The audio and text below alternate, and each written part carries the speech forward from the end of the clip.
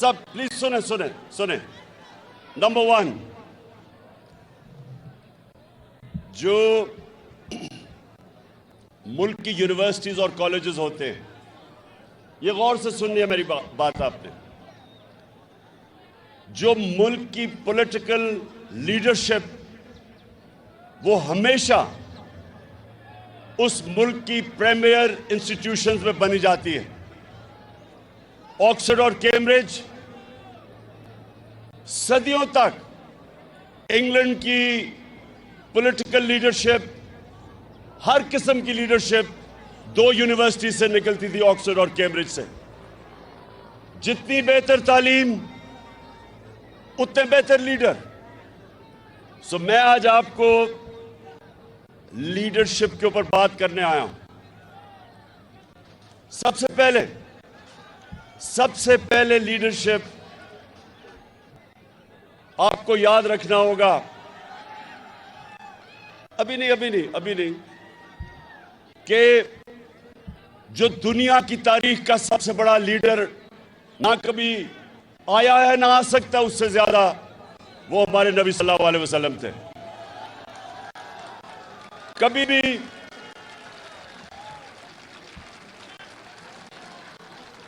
एक किताब है अंग्रेजी की, 100 ग्रेटेस्ट मैन। जो किताब है 100 ग्रेटेस्ट मैन, एक पता नहीं हार्ट उसका नाम है, उसने किताब लिखी हुई है।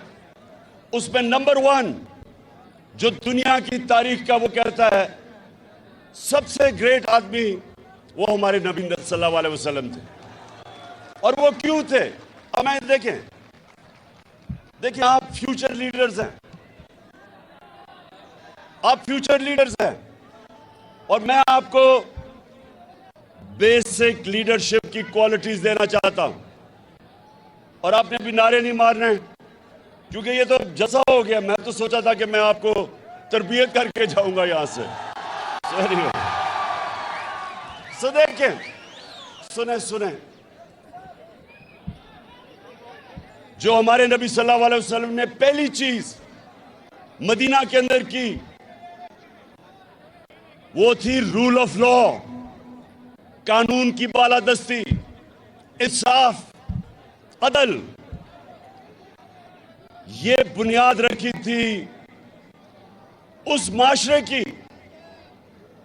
जिसने चंद ही सालों के अंदर 2 सुपर पावर्स को, रोमन एम्पायर और पर्शियन एम्पायर को गिरा के कई 100 साल तक मुसलमान दुनिया की सुपर पावर रहे और उन्होंने दुनिया की इमामत की।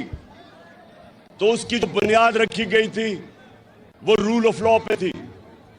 और रूल ऑफ लॉ मैं आपको समझा दूंगा क्या होता है। रूल ऑफ लॉ होता है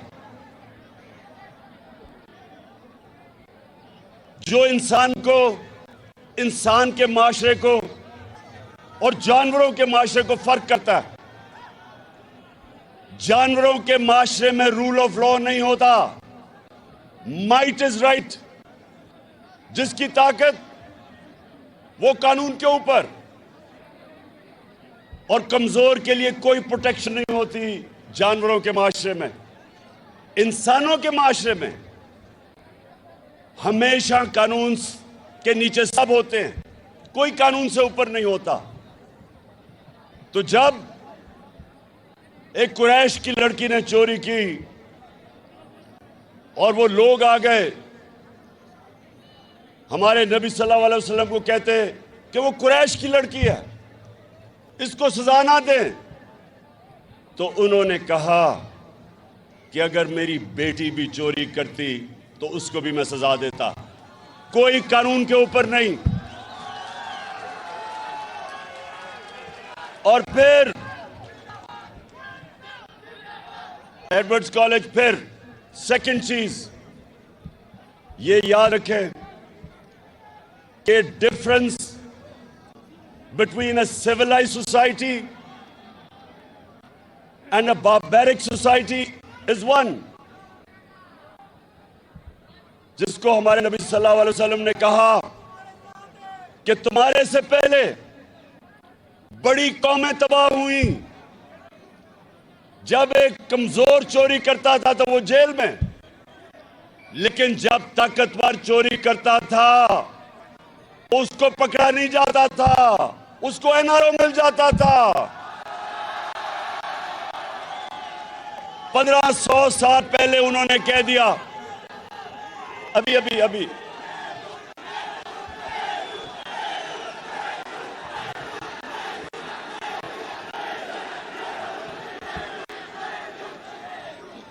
मुझे पता है आपने मेलू को दावत दी हुई है यार। अच्छा सुने, तो जब ये सुन ले कि आज दुनिया के अंदर जो हमारे नबी ने 1500 साल पहले कहा था, आज एक यूनाइटेड नेशंस के सेक्रेटरी जनरल, उसके नीचे एक पैनल जिसको कहते हैं फैक्ट आई पैनल,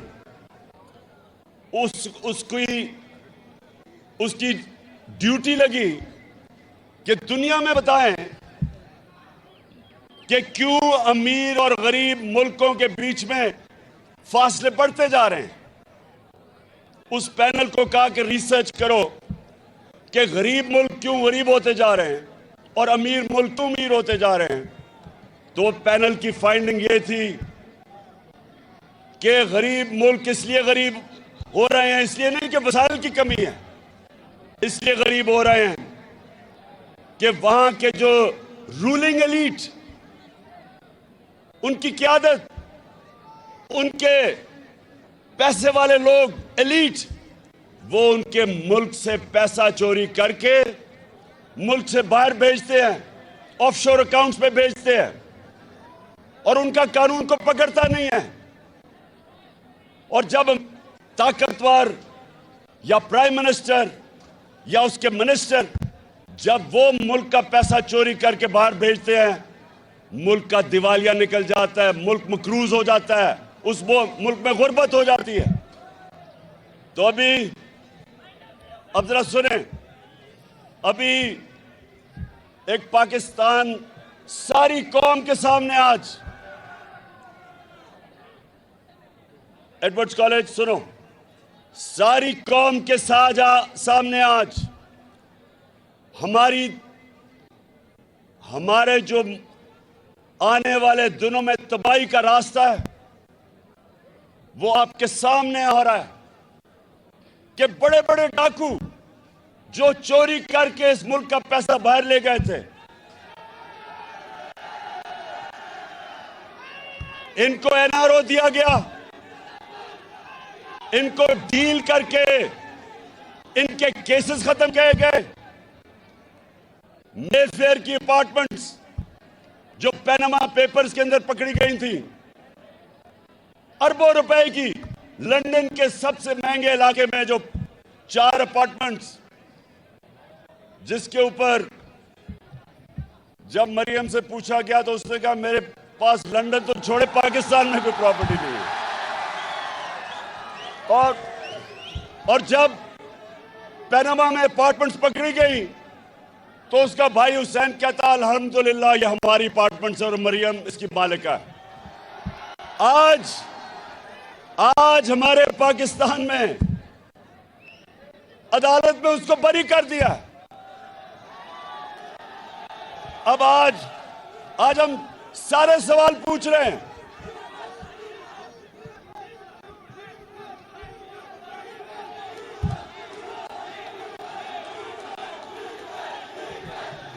क्या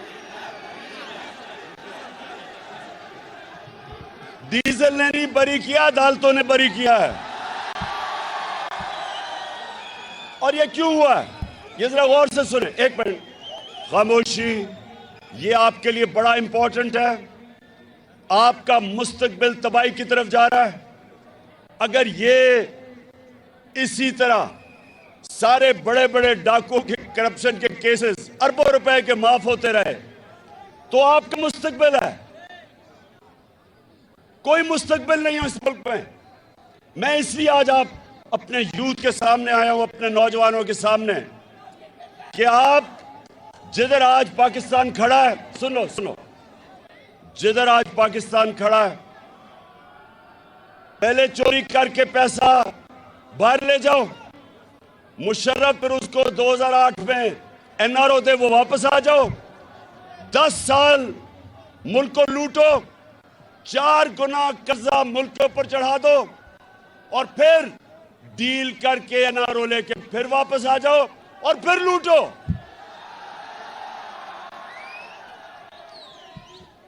किसी भी मुल्क में जब ये होता है, कोई मुस्तकबिल नहीं है उस मुल्क का, क्योंकि मुल्क मकरूज हो जाता है।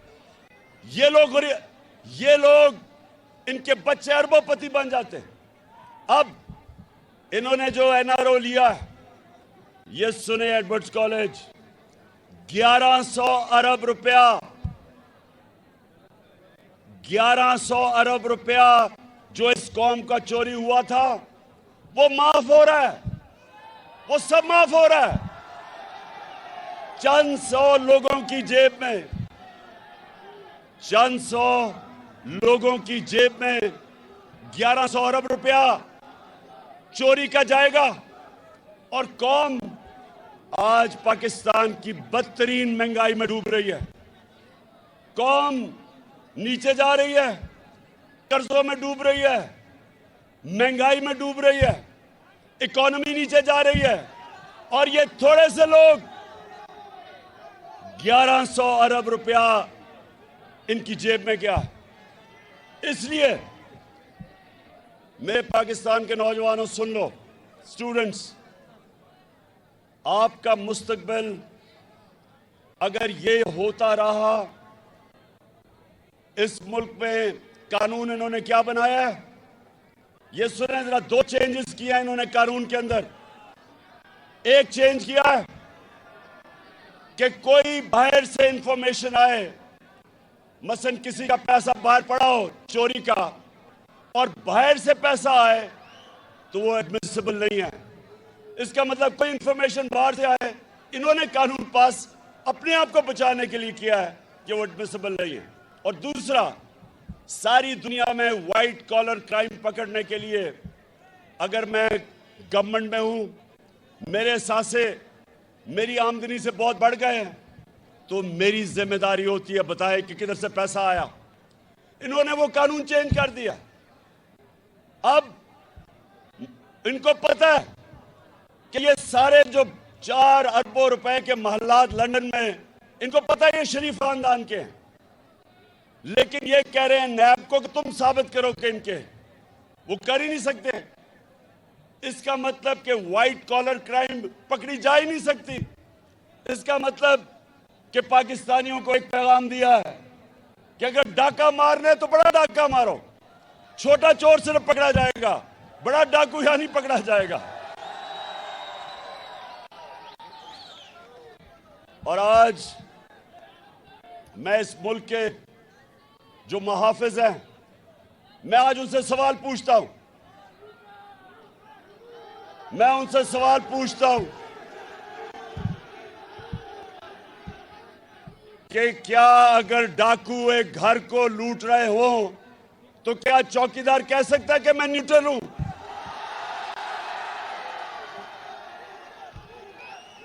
घर वाले क्या कहेंगे कि मेरा घर लूटा जा रहा है, लेकिन चौकीदार कहता है मैं न्यूट्रल हूं। पाकिस्तान लूटा जा रहा है इस वक्त, हमारा मुल्क तबाही की तरफ जा रहा है और जनाब वहां से कहते हैं जी हम तो न्यूट्रल हैं। मैं इनसे ये पूछता हूं कि अभी जो प्राइम मिनिस्टर ऑफिस के जो ऑडियो लीक्स हुई हैं, ये गौर से सुने, इसमें खैर 1 2 3 चीजें सामने आ गई। एक तो ये कि अभी भी पेट नहीं भरा, अपना एनआरओ लेके अभी भी अपने दामाद को मरियम पैसा बनाने की कोशिश कर रही है। उसके लिए हिंदुस्तान से मशीनरी इंपोर्ट करने की बात कर रही है, जो बैंड है पैसे बनाने के लिए। और फिर शहबाज शरीफ कह रहा है कि फिक्र ना करो, अभी ये मुजरिम साख डार आएगा, पैसे बन जाएंगे। ये लीक्स में है। लेकिन प्राइम मिनिस्टर ऑफिस की अगर सिक्योरिटी ब्रीच हुई है तो इसका मतलब कि हमारे दुश्मनों के पास हमारा सेंसिटिव इंफॉर्मेशन चला गया है। कौन जिम्मेदार है इसका? कौन जिम्मेदार है? और अगर न्यूट्रल्स का यह काम है कि सोशल मीडिया के लोगों को पकड़ के दबाओ, मीडिया को बंद करो, ARY को बंद करो, बोल चैनल को बंद करो, अगर ये तुमने करना है तो ये मुल्क के इंटरेस्ट की हिफाजत कौन करेगा? क्यों एडवर्ड्स कॉलेज, बताओ कौन करेगा? आप करोगे?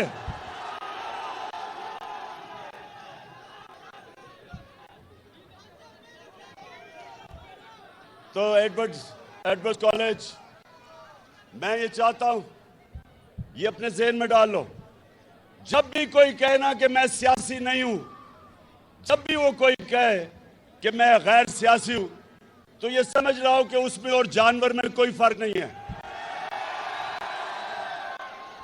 जानवर गैर सियासी होता है। शेर आके एक हिरन को पकड़ लेता है, बाकी हजारों हिरन होते हैं, क्योंकि गैर सियासी होते हैं, अपनी जान बचा के भाग जाते हैं। सियासी का मतलब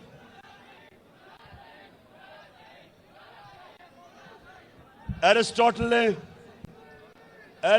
ने 2500 साल पहले, एडवर्ड्स कॉलेज सुनो, बहुत बड़ा स्कॉलर था ग्रीक एरिस्टोटल, 2500 साल पहले वो कहता है कि अगर माशरे में जुल्म और नाइंसाफी हो तो सब उसके खिलाफ खड़े होंगे, उसके खिलाफ जिहाद करेंगे और पॉलिटिकल होंगे, मुकाबला करेंगे जुल्म और नाइंसाफी का। उसके बाद हमारे अल्लाह ने कुरान में हमारे लिए जिहाद फर्ज की। जिहाद क्या है? जुल्म का मुकाबला करना, नाइंसाफी का मुकाबला करना।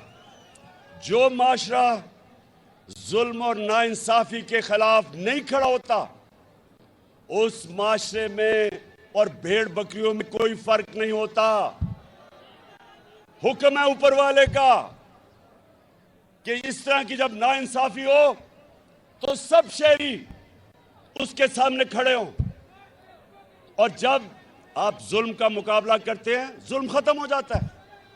जब जुल्म के सामने सर झुकाते हैं, माशरा तबाह हो जाता है। और मैं एडवर्ड्स कॉलेज आप सबको कहूंगा कि आगे ये सवाल पूछें कि इस मुल्क में जिधर बड़े बड़े डाकुओं को बार बार NRO मिलता है, इंसाफ का निजाम पकड़ नहीं सकता। जो मुल्क में ताकतवर अपने आप को ताकतवर बना के बैठे हुए हैं मुहाफिज, वो कहते हैं हम न्यूट्रल हैं। वो मुल्क का क्या मुस्तकबिल होगा? जैसे ही पिछले 5 महीने में जब से ये इंपोर्टेड हुकूमत आई है, रुपया 33% गिरा है। यानी अगर आपके बैंक में 100 रुपया था तो वो सिर्फ 67 रुपया रह गया। और अगर आपके पैसे बाहर पड़े थे डॉलर्स में और लंदन में और ऑफशोर अकाउंट्स में, तो पाकिस्तान के लिहाज से 33% आपकी आमदनी में इजाफा हुआ है। तो यहां लोगों की दौलत में कमी, उधर इजाफा। और हम अगर ये चुप करके कहेंगे जी हम तो गैर सियासी हैं, तो फिर जो भी मुश्किलात जुल्म इस माशरे पे होते रहेंगे, हम जिम्मेदार हैं उसके। तो इसलिए आज सबके एडवर्ड्स कॉलेज ये याद रखना, आज मैं जो कह रहा हूं कि इंशाअल्लाह मैं सारी कौम को तैयार कर रहा हूं, कॉल दे रहा हूं इस इंपोर्टेड करप्ट हुकूमत के खिलाफ।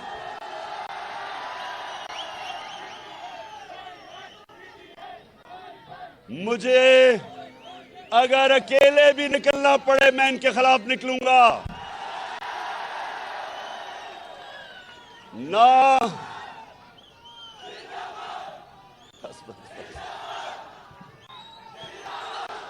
बस ना मुझे अपनी सारी कौम को कहना चाहता हूं कि अगर मुझे किसी चीज का खौफ नहीं, ना मुझे जेल का खौफ है, ना मुझे अपनी जान की कुर्बान करने का खौफ है, कौम को भी नहीं होना चाहिए। क्योंकि हमारा जब अल्लाह से आप दावा करते हैं ला इलाहा इल्लल्लाह कि नहीं है कोई सिवा अल्लाह के, कोई खुदा अल्लाह के सिवा नहीं है, किसी के सामने नहीं झुकते सिवाय अल्लाह के, आपके अल्लाह खौफ दूर कर देता है। तो मैं अपनी कौम को भी आज तैयार कर रहा हूं कि मैं किसी सूरत ये जो मेरी कौम पे डाका डाला जा रहा है इन चोरों का, मैं ये कभी नहीं एक्सेप्ट करूंगा और मैं अपनी कौम को तैयार करूंगा। कॉल की सारे मेरे इंतजार करना और जब मैं कॉल दूंगा इंशाअल्लाह उसके बाद कोई वापसी नहीं हो।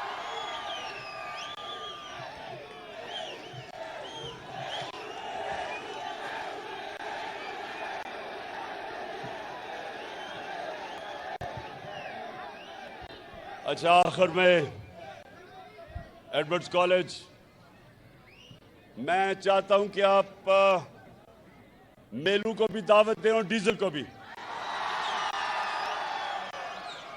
डीजल से पूछे, डीजल से एक सवाल पूछे